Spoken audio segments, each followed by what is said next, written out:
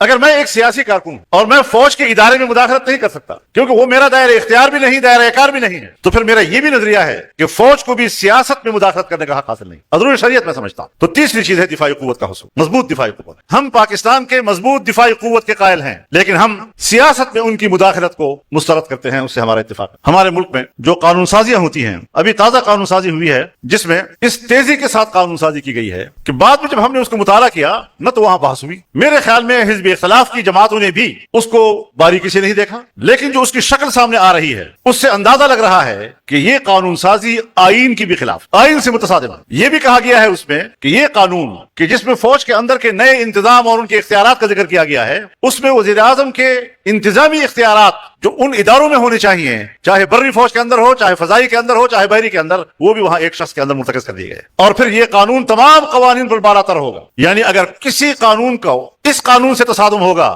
وہ غیر مؤثر ہو جائے گا۔ اب پہلے غیر مؤثر تو بناؤ نا، غیر مؤثر بھی نہیں بنایا، وہ اپنی جگہ پر ایگزسٹ کر رہے ہیں، وہ دفعات بھی موجود ہیں اپنی جگہ پر، اور نیا قانون لا کر کہہ دیا گیا ہے کہ اگر کوئی بھی دفعہ اور شق اس قانون سے متصادم ہوگا تو غیر مؤثر ہوگا، لیکن اب تک اس کو نہ نشاندہی کی گئی ہے، نہ اس کو غیر مؤثر کیا گیا، نہ اس پہ ترمیم کی گئی۔ آپ بتائیں کہ یہ ایک قانونی تضاد ہے یا نہیں؟ اور یہ قانون سب پر بالاتر ہوگا۔ میں آئین کے حوالے سے جانتا ہوں کہ جس زمانے میں پارلیمنٹ میں یہ بات آئی کہ قرآن و سنت سپریم لا ہونے چاہیے اور بالاتر قانون ہونا چاہیے قرآن و سنت کو، تو سپریم کورٹ کے چیف جسٹس جناب نسیم حسن شاہ مرحوم نے یہ فیصلہ دیا کہ نہیں، آئین کے تمام دفعات برابر، اور کوئی ایک دفعہ بھی دوسرے دفعے پر بالادست نہیں ہو سکتا۔ شریعت کے حوالے سے تو تمام دفعات آئین کے برابر ہیں، لیکن اسٹیبلشمنٹ اور مقتدرہ کو میں طاقت اور اختیارات کا ارتکاز اور پھر تمام قوانین پر اس کی بالادستی، اس کے لیے قانون سازی ہو گئی۔ پاکستان اس لیے بنا تھا۔ آپ اپنے ادارے کے اندر انتظامی تبدیلیاں لائیں، اس سے ہمارا کوئی جھگڑا نہیں۔ آپ آرمی چیف بھی ہوں، آپ چیف آف ڈیفنس فورسز بھی ہوں، آپ فیلڈ مارشل بھی ہوں، اس سے ہمارا کوئی سروکار نہیں، لیکن وہ اختیارات جو پارلیمنٹ کے ہونے چاہیے وہ مقتدرہ کے اندر ایک فرد کو دے دیے گئے ہیں۔ اب اس کا اختیار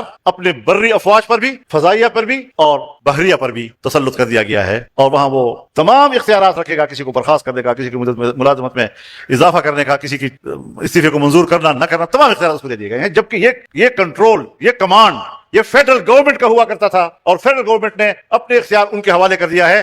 اور پھر آگے کہتے ہیں کہ اگر کسی قانون سازی کی ضرورت ہوگی تو فیصلہ فیڈرل گورنمنٹ کرے گی، یعنی اس میں پارلیمنٹ کو بھی نکال دیا گی۔ تو قانون سازی اور اس حوالے سے آئین میں ترمیم و تبدیلی اور اس قسم کی چیزیں وہ بھی گورنمنٹ کے حوالے کر دی گئی ہیں، کیونکہ گورنمنٹ کو اپنے راستے پہ ڈانا اور بوٹ کے نیچے دبانا ان کے لیے شاید آسان ہے۔ ہم چیزوں پر اختلاف کر رہے ہیں، اصولی اختلاف کر رہے ہیں، ہم کسی کو گالی تو نہیں دے رہے، کسی کے ساتھ جھگڑا تو نہیں ہے ہمارا۔ اتنی بڑی خرابی کر دی ہے انہوں نے اور ہمیں پتہ ہی نہیں ہے کہ کیا ہو گیا، نہ کوئی بحث ہے اس کے اوپر، نہ کوئی، اور 1 منٹ کے اندر اندر وہ قانون سینٹ میں چلا گیا اور میرے خیال میں آدھے گھنٹے کے سارا تمام خیر خیریت، اور ہم خوش ہیں کہ ہم نے واک آؤٹ کر لیا۔ ان کو سیاسی جماعتیں بھی بری لگتی ہیں اور کہتے ہیں ہارڈ اسٹیٹ ہونی چاہیے، ہارڈ اسٹیٹ، سخت حکومت۔ بھائی سخت حکومت بھی تم مسلمان ہو۔ ہمارے دین اسلام میں سیاست اور حکومت دونوں کے لیے یہ اصول طے کیا گیا ہے کہ التعامل بین اللطف والعنف، سختی اور نرمی کے درمیان کے رویوں کا نام سیاست ہے، اس کا نام حکومت۔ بالکل بھی اگر سخت نظام آپ چلائیں گے تو گھٹن پیدا ہو اور لوگ متنفر ہو جائیں گے۔ تو میں بڑے ادب و احترام کے ساتھ اپنے سپہ سالار سے بھی عرض کرنا چاہوں گا کہ آپ اگر سپہ سالار ہیں تو اس منصب کے حوالے سے بھی جناب رسول اللہ صلی اللہ علیہ وسلم کے طرز عمل سے کچھ رہنمائی لے لیں۔ ہم اس لیے مسلمان ہیں کہ ہم اللہ کے قرآن سے اور رسول اللہ کے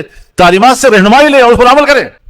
جہاں میں طاقتور ہوں اور بس جب طاقتور ہوں تو پھر میں جیسے چاہوں کروں، تو یہ نہیں چلے گا۔ یہ کہنا کہ ہم ملک کے محافظ ہیں، کسی کا باپ بھی اس ملک کو نقصان نہیں پہنچا سکتا، مانتے ہیں آپ بڑے طاقتور ہیں، لیکن مجھے یاد ہے اور شاید کوئی بزرگ ایسے ہوں جو ان کو بھی یاد ہو، جب دسمبر 1971 میں ہتھیار ڈھالنے سے 1 دن پہلے جنرل یحییٰ خان نے قوم سے خطاب کیا اور کہا ہم لڑیں گے، گلی گلی میں لڑیں گے، صحراؤں میں لڑیں گے، کھیتوں میں لڑیں گے، کارخانوں میں لڑیں گے، پہاڑوں میں لڑیں گے اور لڑیں گے اور ان کے خلاف ہم جنگ لڑیں گے، ہتھیار پھینک دیے۔ تو یہ بڑے بڑے بول تو ہم نے اس وقت بھی سنے۔ ملک کو اور عوام کو کیوں امتحان میں ڈال رہے ہو، کیوں مزے لے رہے ہو جب آپ کی پبلک اس کرب سے گزر رہی ہے؟ اور آج 2026 ہے۔ 1979 میں جب افغانستان میں انقلاب آیا اور جنگ شروع ہوئی، اب آپ بتائیں کہ 45-46 سال ہو رہے ہیں، ایک ہی خط کے اوپر اتنے نصف صدی کے قریب خون بہ رہا ہے۔ اس طرح کا خون جب بہتا ہے تو پھر وہ جغرافیائی تبدیلیوں کی نشاندہی کرتا ہے۔ تو پھر ہمیں اپنے ارادوں سے آگاہ تو کر دیجئے، ہم تو سہ رہے ہیں اور سہتے رہیں گے، چلتا رہے گا معاملہ، تو ہمیں رویوں میں تبدیلی لانی۔ آج مغرب ہمیں کہتا ہے اعتدال، جبکہ اعتدال کی اولین تعلیم قرآن کریم نے دی ہے، اور طرفہ تماشا یہ ہے کہ اسلامی امت اور مسلمانوں کو اور مذہبی لوگوں کو آج شدت پسند اور انتہا پسند کہا جا رہا ہے۔ تو ایسے لوگ تو ہر جگہ ہوتے ہیں۔ کیا مغربی دنیا میں وہ لوگ نہیں ہیں جو مسلح جنگ لڑتے رہے ہیں؟ لیکن اس کا ذکر نہیں ہوگا۔ امریکہ 20 سال تک اور ناٹو 20 سال تک افغانستان میں بمباریاں کرتا رہا، کوئی نہیں کہتا کہ بھائی یہ ظلم کیوں کیا گیا، ہم تو امن کے لیے آئے ہیں، دہشت گردوں سے لڑ رہے ہیں، آپ ایک ملک پر بمباری کر رہے ہیں، اور پاکستان میں نہیں ٹھہر سکا، اس نے بھی تمام پالیسی تبدیل کر دی، یو ٹرن لے لیا، امریکہ کا اتحادی بن گیا، اور ابھی تک ہم اس کے اتحادی ہیں اور ڈالر لے رہے ہیں، دہشت گردی کے خلاف لڑائی کی قیمت وصول کر رہے ہیں۔ تو کیا دہشت گردی ختم ہو گئی؟ آپ اور ہم جس صوبے سے تعلق رکھتے ہیں इसके पूरे तूल और अर्ज़ पे आप जरा नजर डाल लें, कहीं पर अमन है? और सिर्फ बदअमनी की बात नहीं कर रहा, बदअमनी इस हद तक बढ़ गई है कि हुकूमत की रिट खत्म हो रही है, पुलिस का चैन ऑफ कमांड टूट गया है। लक्की मरवत में, बन्नू में और टांक में पुलिस जो है वो आजाद हो गई है और उसने अपनी अमन कमेटियां बना ली हैं और वो वर्दी भी नहीं पहन रहे और कांस्टेबल जो है वो खुद अपना निजाम अपने हाथ में लिए हुए हैं। न कोई डीपीओ का ऑर्डर चलता है, न कोई डीआईजी का ऑर्डर चलता है, न कोई आईजी का ऑर्डर चलता है। और आपको मैं लतीफा बताऊं, परसों तरसों हमारे बन्नू के डीआईजी की जो सिक्योरिटी है वो एक कांस्टेबल ने क्लोज की है। एक कांस्टेबल ने ऑर्डर दिया कि सब ये ड्यूटी छोड़, आ जाओ वापस।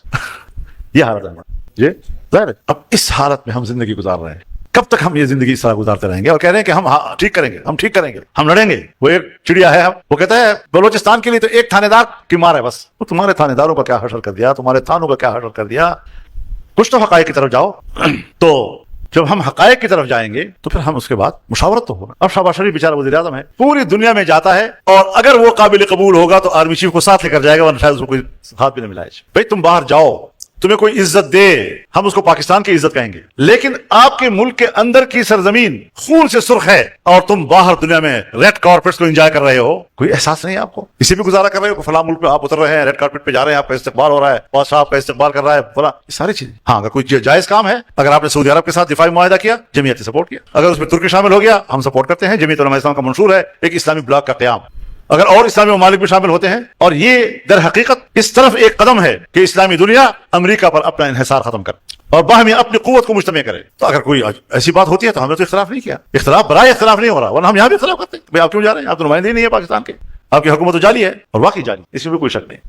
और फिर अकलियत हुकूमत कर रही है, पीपल्स पार्टी हुकूमत का हिस्सा नहीं है, सिर्फ आईनी ओहदे लिए हुए है। गिलगित में इलेक्शन है, एक दूसरे के खिलाफ बोल रहे हैं, मुकाबला है उनका। कश्मीर में इलेक्शन है, एक दूसरे के खिलाफ बोल रहे हैं, भरपूर बोल रहे हैं। और असेंबली में आकर बैठते हैं तो पहले इख्तिलाफ करते हैं, फिर जब वोट का वक्त आता है वही कि ना मार्चे गार तवरदीन दास जैसे कई मुझे कल गार तनौ दिन नेक्शी मुझे गार तनौ दो वखरनी बेदवाड़ा नेक्सी फवाला रशी।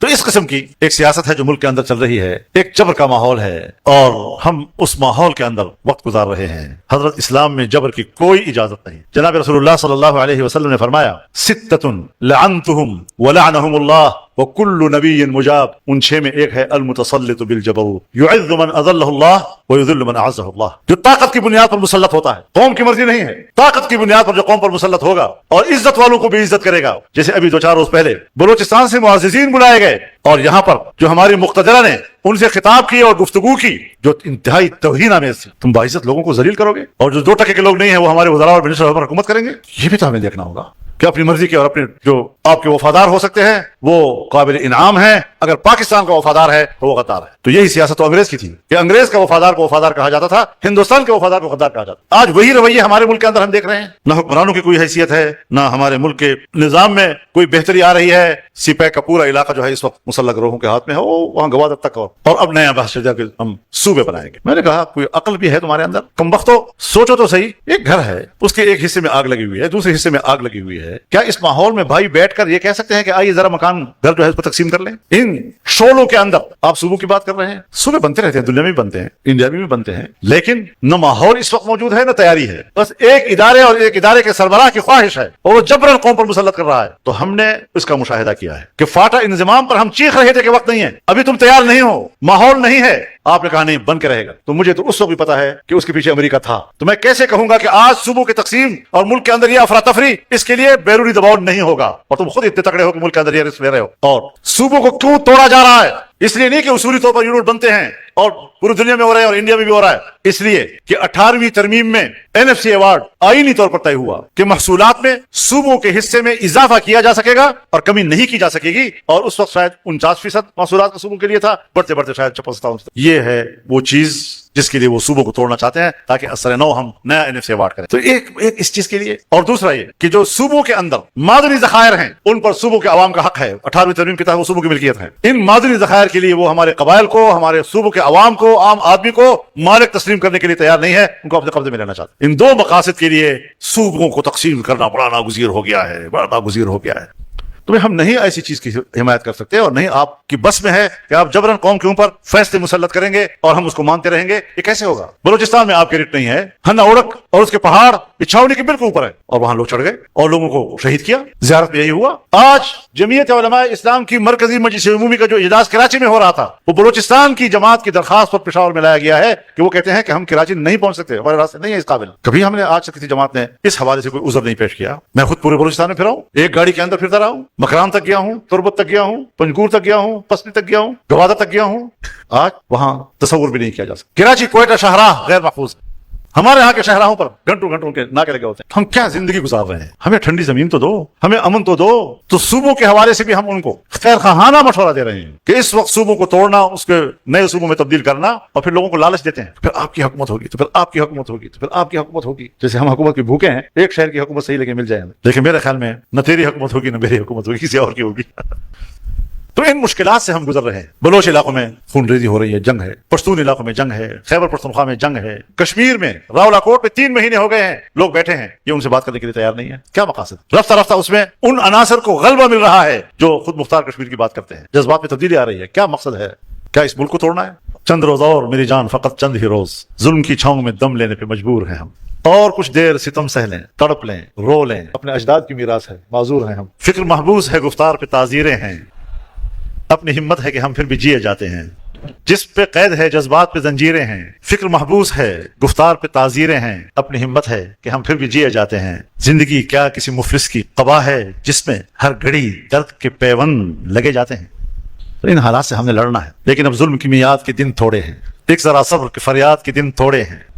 अरसा दहर की झुलसी हुई वीरानी में हमको रहना है, कि यूं ही तो नहीं रहना है। अरसा दहर की झुलसी हुई वीरानी में हमको रहना है, यूं ही तो नहीं रहना है। अजनबी हाथों का बेनाम गिराबार सितम आज सहना है, हमेशा तो नहीं सहना है।